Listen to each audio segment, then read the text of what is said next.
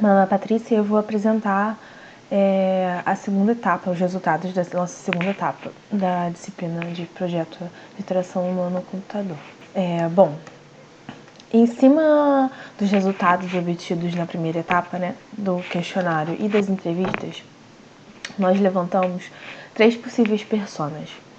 Aquela pessoa que ela precisa comprar um violão, mas ela não tem muita experiência, então ela não sabe qual violão comprar.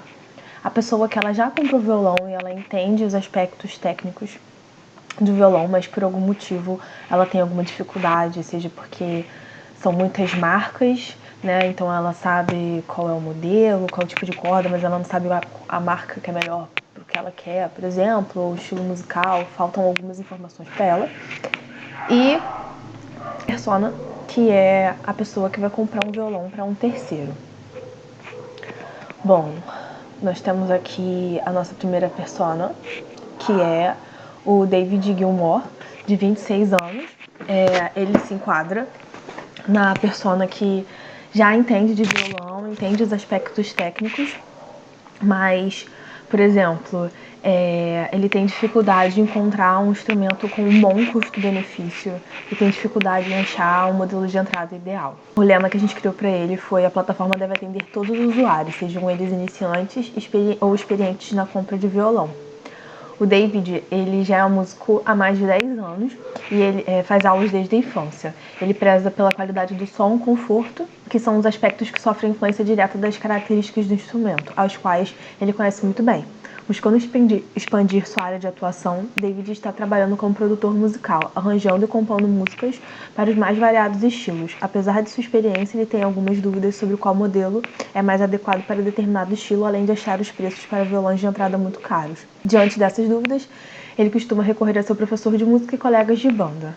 Seu objetivo é comprar um violão para diferentes estilos com bom custo-benefício. Bom, a nossa segunda persona é o Lucas Silveira, ele tem 25 anos e é estilista e pesquisador na área de moda. Ele quer comprar um violão apenas por hobby, ele deseja tocar pop rock, seu estilo favorito.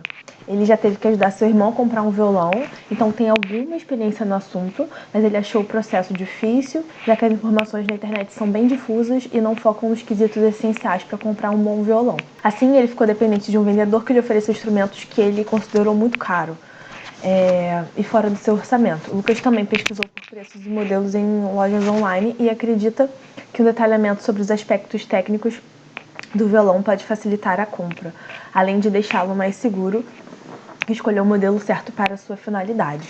O lema que criamos para ele foi: ajudaria na compra se a plataforma oferecesse informações sobre os aspectos técnicos do instrumento.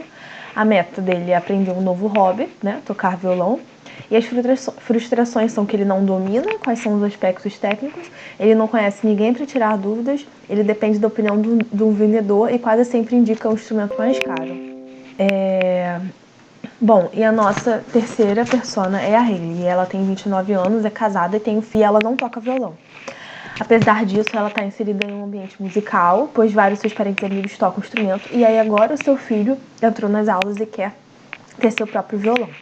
Diante disso, ela precisa escolher um violão para o seu filho, levando em consideração que ele está no começo da adolescência e isso pode alterar o conforto que ele sente ao tocar o instrumento, bem como ocasionar mudanças nos estilos que ele pratica. Devido à falta de conhecimento dela e de experiência, ela tem medo de escolher um violão inadequado. Ela também não tem muito contato com tecnologia e prefere comprar violão numa loja física ou um modelo usado de um amigo. O lema que criamos para ela é que a ferramenta deve ser fácil uso para quem não tem conhecimentos musicais nem tecnológicos. A meta dela é comprar um instrumento para o seu filho. As frustrações dela são que ela não domina os aspectos técnicos do violão e ela tem medo de fazer escolhas erradas, além de dificuldades tecnológicas. Bom, criamos então um cenário para cada uma das personas. O cenário do David é que ele já faz aulas de violão desde 12 anos, desde 16 ele toca em bandas e em bares na sua cidade natal. Isso fez com que ele adquirisse grande conhecimento do instrumento, sabendo escolher entre aqueles com melhor sonoridade, conforto na hora de tocar ao vivo e ainda aqueles que são mais aptos para o estúdio, facilitando todo o trabalho de pós-produção. É no estúdio, inclusive, que reside o futuro de David. Agora ele está atuando como produtor musical e ajudando no arranjo e composição de diversas músicas, dos mais variados estilos.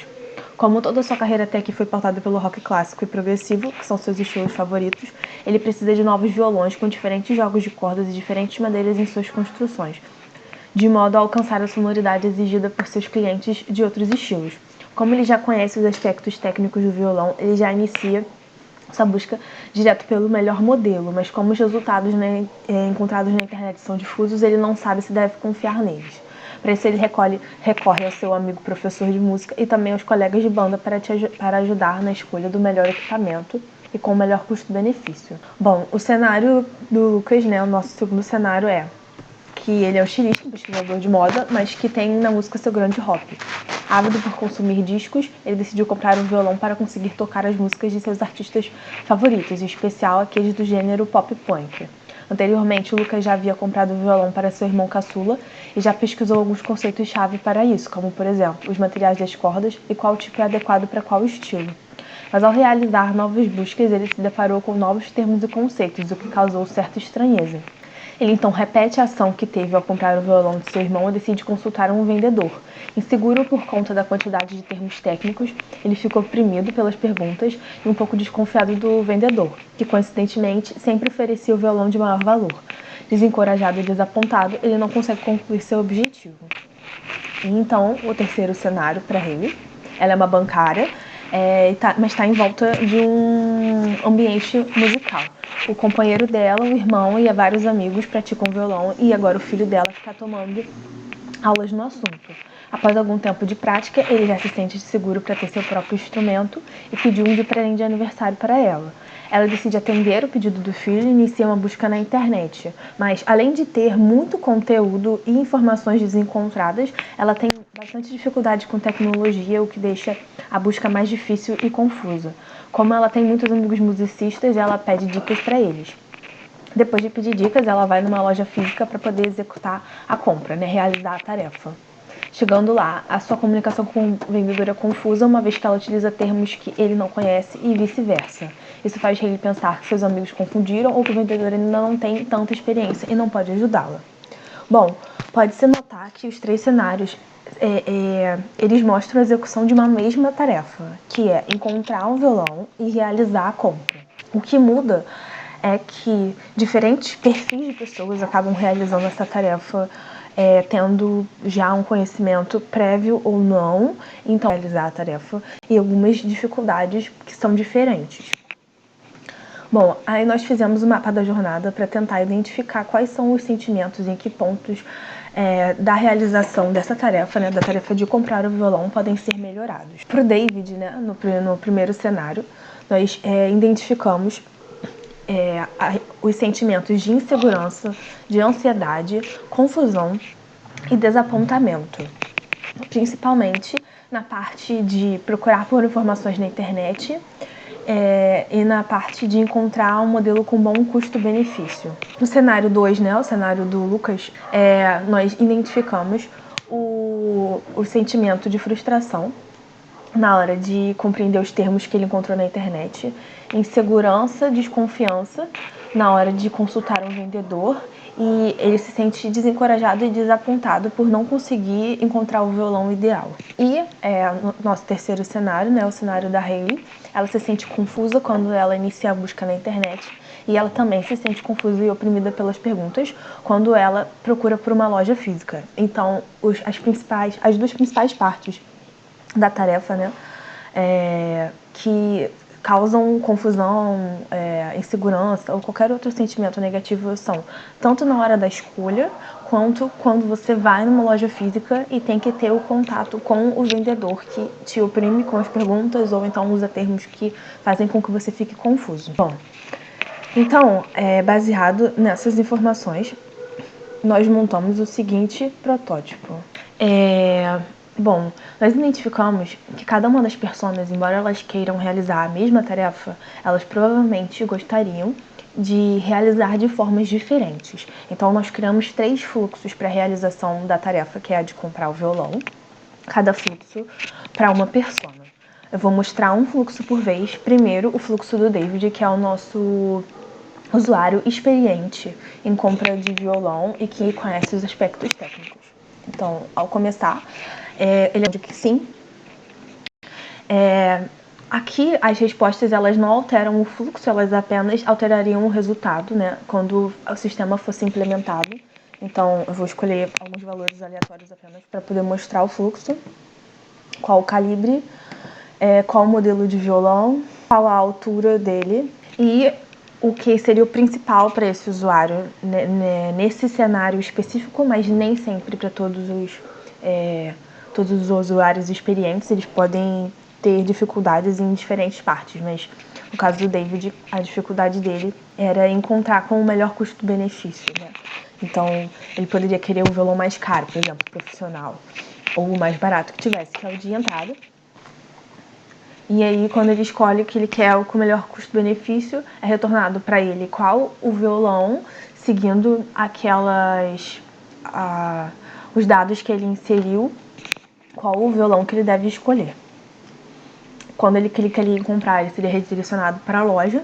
Aqui em compartilhar é para ele poder compartilhar esse resultado com outras pessoas e voltar para o início, caso ele queira refazer todo o caminho para ter um novo resultado. Agora eu vou mostrar qual é o caminho do Lucas, que é o nosso segunda persona.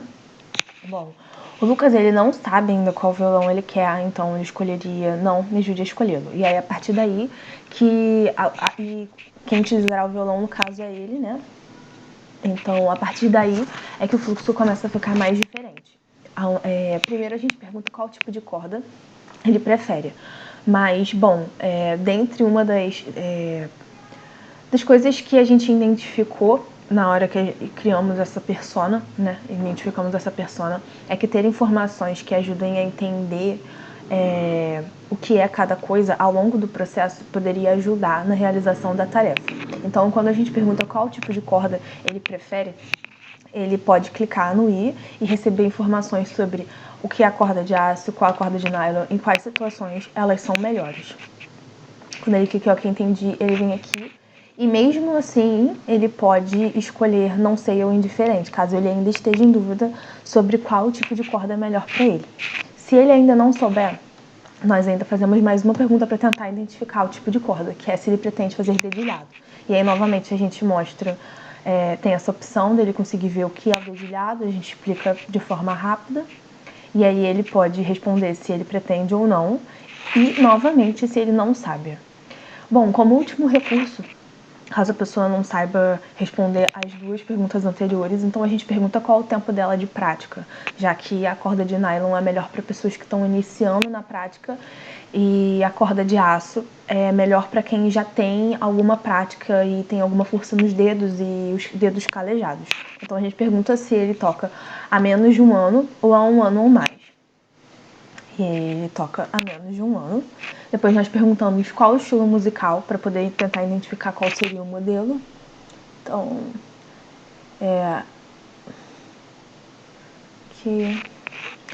qual a altura, porque isso interfere no tamanho do violão. E se ele deseja um violão de entrada com melhor custo-benefício ou profissional. Como ele está começando, provavelmente ele gostaria de um de entrada. E aí aqui um exemplo de um resultado. A mesma coisa que para os usuários experientes. Bom, e por último eu vou mostrar o fluxo da Hayley, que ela não sabe qual violão ela quer e ela está comprando um violão para outra pessoa. Então as perguntas elas são adaptadas, mas primeiro a gente precisa saber se o usuário ele tem todas as informações que a gente precisa sobre quem vai tocar o violão. Então a gente pergunta para ele, se ele não tiver as informações, nós mostramos essa tela e damos a opção dele compartilhar o aplicativo com a pessoa com quem utilizará o violão e pedir que ela compartilhe o resultado no final, né? Ou então ela ir buscar as informações e voltar mais tarde para responder as perguntas. Se ela já tem, então o teste pode ser realizado. E aí o fluxo é bem parecido com o fluxo de quem vai comprar um violão para si mesmo, mas as perguntas são adaptadas. Então, que tipo de corda quem utilizará o violão prefere? Então, vamos supor que é nylon. Quais estilos musicais serão tocados? Vamos supor que seja rock, samba e pop. Qual a altura da pessoa que utilizará o violão? No caso da Hayley é uma criança, então entre 1 metro e 1,49 m. E se ela deseja um violão de entrada, melhor custo-benefício profissional. Como o filho dela ainda é um adolescente, não vai ser o usuário, provavelmente o violão final que ele vai usar a vida toda, e ele só está começando um violão de entrada. E aí, de novo, aqui mais um exemplo de modelo. E com isso, finalizamos. Certo, pessoal, dando continuidade aqui à apresentação do nosso trabalho, a gente vai responder agora as perguntas para essa primeira etapa. E a primeira delas é: você está aplicando alguma das evidências de design discutido nos UX Myths em sua solução? Então a gente caiu com o mito 19, que ele diz que não precisa do conteúdo para criar o website, o que está equivocado, isso é um mito, e uma vez que a estrutura do site deve girar em torno do conteúdo. Então, apesar de não ser muito relevante para esse trabalho, sobretudo aqui na etapa 2, ele foi usado na criação do portfólio, onde nós evitamos usar imagens e preenchimento de texto automático, de modo a somente incluir o conteúdo que realmente deveria estar lá, mantendo também a integridade das fontes e das paletas de cores. O item 16, que ficou com a Patrícia, ele diz respeito ao emprego da barra de pesquisas em websites para agilizar a navegação. É algo que não foi muito utilizado, uma vez que o nosso protótipo não conta com essa função, ao ter todas as informações necessárias para cada etapa expressa na tela, e o portfólio ele permite também a navegação a partir de palavras-chave, o que é mais eficaz, segundo os pesquisadores que debatem esse mito. Indo para a segunda questão, ela pergunta se a gente aplicou a lei de Fitts em alguma parte do nosso design. Para o projeto em questão, a lei foi aplicada em praticamente todas as telas, e levando em consideração que alguns usuários podem utilizar um mouse ao invés de um sistema touchscreen. A gente empregou principalmente nessas telas aqui, onde cada uma delas vai ter um valor diferente, como na primeira a gente fez os cálculos, demora 53 milissegundos para uma pessoa dar um clique de um botão até o outro, enquanto que na segunda tela é 124 milissegundos e na última vai ser 173 milissegundos, considerando que vai ter mais opções e a distância vai ser maior, né? Aqui a gente usou de exemplo essas 3 telas, mas a lei de Fitts, como eu disse, vai aparecer em praticamente todas as 28 telas que nós criamos para este ambiente. Então, indo para a terceira pergunta, que ela investiga se a gente aplicou a lei de Hick-Hyman em parte do projeto. No projeto ela foi amplamente utilizada, principalmente para não sobrecarregar usuários, buscando sempre manter as opções no mínimo, sejam elas alternativas de respostas ou elementos de navegação, como, por exemplo, voltar para a tela anterior, né? E outros fatores que denotam o uso da lei de Hick-Hyman é a hierarquização das informações, que seguem um fluxo lógico, e as opções crescentes nas opções de escolha da altura e calibre da corda, por exemplo, que a gente viu na demonstração do protótipo. A quarta pergunta, ela investiga se a gente usou outras leis ou princípios de design, e a gente utilizou os seguintes deles. Proporcionar uma experiência equivalente, onde o foco é garantir que a interface ofereça uma experiência equivalente para todos, fazendo com que as tarefas sejam realizadas de maneira que atendam todas as necessidades, sem prejudicar o entendimento do conteúdo, e as pessoas sempre serão diferentes, sejam elas pela circunstância, escolha ou contexto em que usam a aplicação, né? O segundo princípio que a gente utilizou foi considerar a situação. O objetivo, então, é oferecer uma experiência equivalente para as pessoas, independentemente da circunstância de uso. Na sequência, a gente tem o princípio de ser consistente, que diz respeito a usar convenções familiares e aplicá-lo de forma consistente. Nós fizemos uso a usar ferramentas bem consolidadas, como o Radio Button e o Checkbox, que estavam presentes naquelas telas que eu mostrei agora há pouco, né? Além da consistência de oferecer os mesmos meios para responder as perguntas, que vai ser sempre clicando nos botões disponíveis na tela. Oferecer uma escolha também foi abordado por nós, onde as pessoas devem ter diferentes maneiras de concluírem determinadas tarefas, especialmente aquelas que são complexas ou não são padronizadas. Indo então para oferecer escolha, as pessoas devem ter diferentes maneiras de concluírem determinadas tarefas, especialmente aquelas que são complexas ou não são padronizadas, e a partir da análise das personas, nós imaginamos 3 possíveis caminhos para a conclusão da tarefa, onde a pessoa pode escolher o mais adequado para o contexto dela. Nós também priorizamos o conteúdo, onde devemos ajudar as pessoas a se concentrarem nas principais tarefas, funções, recursos e informações do protótipo. E a nossa ferramenta é totalmente voltada para isso, buscando explicar os conceitos mais difíceis e criar uma sequência lógica de passos, de forma que o usuário tem que se preocupar apenas com as respostas que ele vai fornecer. Sobre as técnicas de acessibilidade, a gente focou mais aqui na questão do daltonismo, que pode fazer com que a pessoa não enxergue elementos na tela. Então, tanto para o protótipo quanto para o portfólio, nós focamos em cores que geralmente não afetam os diferentes níveis de daltonismo, como por exemplo o preto, o branco e o cinza. E os botões, eles estão na cor azul turquesa médio, que também é percebido pela extensa maioria das pessoas, inclusive aquelas que sofrem de daltonismo. Na sequência, a gente tem a legibilidade, que parece uma questão trivial, mas não é. Então, o texto ele vai ter um alto contraste com a cor de fundo. Às vezes, nós usamos texto claro e o fundo escuro, às vezes, nós fizemos o contrário. Em ambos os casos, as telas ficaram totalmente legíveis, além de fontes grandes o suficiente para serem lidas nos mais diversos dispositivos.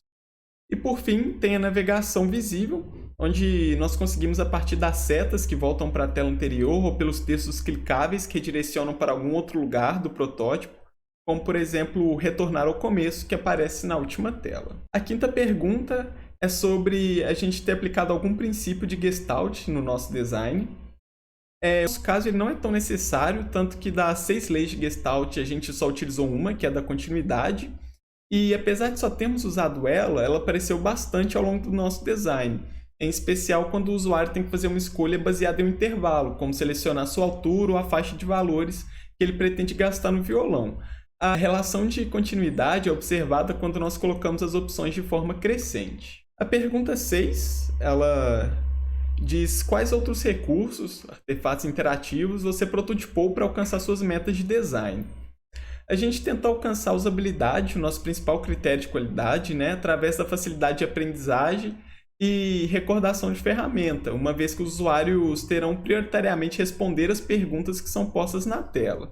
E um outro aspecto que contribui para a usabilidade é a eficiência, que a gente colocou como segundo meta a ser alcançada, e por isso nós utilizamos a lei de Fitts e a lei de Herkheimer, como eu já citei agora há pouco, em praticamente todas as telas, garantindo assim um baixo tempo de execução das tarefas. A segurança no uso, que também é parte da usabilidade, ela pode ser observada de duas formas. A primeira é que os dados ficam salvos na interface até que o usuário alcance o fim. Então, se por um acaso ele precisar voltar a alguma tela, as checkboxes, por exemplo, vão continuar marcadas e coisas do tipo, E a outra forma de manter a segurança, ela diz respeito ao acesso dos dados dos usuários. Como eles não precisam logar nem fornecer informações pessoais para utilizarem o nosso protótipo, a privacidade deles está garantida. Ainda apresentamos linguagem adaptada a cada uma das 3 personas, o que também está relacionado com a experiência do usuário. Então a nossa abordagem ela foi mais direta com a persona que já tem conhecimento e experiência na compra de violões, de modo que o protótipo não fique maçante para ela, ao passo que nós fornecemos informações detalhadas para as outras 2 personas, atendendo assim 3 aspectos importantes, que é a utilidade, onde a ferramenta será útil para diferentes personas, a comunicabilidade, onde nós deixamos claro nossas intenções com aquelas perguntas e também auxiliamos na facilidade de uso. Falando um pouco mais sobre a facilidade de uso, ela também se valeu dos ícones interativos, que acompanham algumas perguntas, de modo a levar maiores informações aos usuários sobre o que aquele conceito específico está tratando. E, além disso, a ferramenta ela é bem intuitiva e, basicamente, o usuário tem que responder as perguntas através do clique em cada uma das telas. A gente fez um encadeamento lógico dessas telas, então os usuários só conseguem avançar se eles responderem as perguntas de uma tela e eles conseguem voltar para aquela que está imediatamente atrás. Ou, se não, eles podem voltar para a tela inicial da interface, caso eles desejam refazer toda a ação desde o começo. A pergunta 7, ela questiona quantas personas o nosso grupo criou e qual o critério utilizado para segmentar o público-alvo nessas personas. Nós criamos 3 personas e a sua segmentação foi baseada em respostas obtidas principalmente nas entrevistas. A partir delas, nós constatamos que a primeira persona é de uma pessoa com experiência na prática musical e que está buscando expandir sua atuação na produção musical. A segunda persona é baseada em uma pessoa que já comprou um violão anteriormente e que conhece alguns aspectos do instrumento, mas não domina em sua totalidade e nem tem a confiança necessária para fazer uma nova compra por sua própria conta. A terceira e última persona, ela consiste em uma pessoa que nunca comprou nem tocou violão e está em busca de um instrumento para o seu filho. A pergunta 8, ela questiona justamente para que servem as personas e os cenários problemas. E seu objetivo é criar um perfil que sintetize as principais características do cliente para que seja possível criar estratégias alinhadas ao público e atender às suas demandas. O uso de personas ele é importante para um processo de design, pois permite que os projetistas se coloquem no lugar dos usuários, além de terem um maior foco no design e evitar que cada membro da equipe tenha uma visão diferente de quem é o usuário. Define o usuário de modo que ele não seja um alvo móvel, ou seja, atuando ora como novato, ora como especialista. Garante maior agilidade na resolução de discordâncias sobre o design e redução na frequência de testes caros sobre a usabilidade. Os cenários ele contém uma forte provocação para ação ou reflexão sobre ela e são normalmente representados por escrito aos participantes de uma sessão de estudo. E dentre as suas vantagens, destacam-se a capacidade de codificar e comunicar eficientemente a essência de uma visão do design, desencadear a simiose de quem ouve e pode ser usado ainda para avaliação do design. A 9ª pergunta é sobre como o grupo aplicou os conceitos da engenharia cognitiva em seu design. O objetivo do designer sobre essa óptica é que o usuário seja capaz de elaborar um modelo conceitual compatível com o modelo de design através de sua interação com a imagem do sistema. Para isso, o designer deverá produzir uma imagem de sistema explícita, inteligível e consistente. E, desse modo, nós buscamos projetar uma interface que apresente correspondências com as necessidades psicológicas do usuário. Nos estágios de execução e especificação das ações, há discussões sobre os méritos relativos de linguagem de comando, menus de opções ou manipulação direta. E a apresentação visual ela pode auxiliar o usuário em diversos estágios, apoiando a geração de intenções, lembrando que é possível fazer apoiando a seleção da ação e porque os itens visíveis atuam como uma tradução direta em ações possíveis, além de fornecer lembretes visuais do que precisa ser feito. Então, nesse caso, o uso de texto foi escolhido em detrimento de gráficos, figuras e animações. A 10ª e última pergunta, ela questiona como o grupo aplicou os conceitos de engenharia semiótica no seu design. A engenharia semiótica ela pode ser entendida como uma abordagem explicativa e não preditiva. Desse modo, nós utilizamos alguns signos para comunicar as nossas intenções com os usuários, como signos estáticos, que podem ser entendidos como a tela do protótipo que expressa o estado do sistema naquele momento. O signo dinâmico, que pode ser visto na figura do carrossel, que vai aparecer na parte inferior de cada tela. E os signos metalinguísticos, que são principalmente não verbais, como as telas de explicação sobre o tipo de calibre e corda. E os signos metalinguísticos, que são principalmente verbais, como as telas de explicação sobre o tipo e o calibre da corda, por exemplo. Uma meta de design que tirou proveito desse signo foi a comunicabilidade, onde os usuários eram auxiliados em algumas questões de modo a compreender o real sentido daquela pergunta. Bom, é isso, pessoal. Obrigado pela atenção. Qualquer dúvida, nós estamos à disposição de vocês.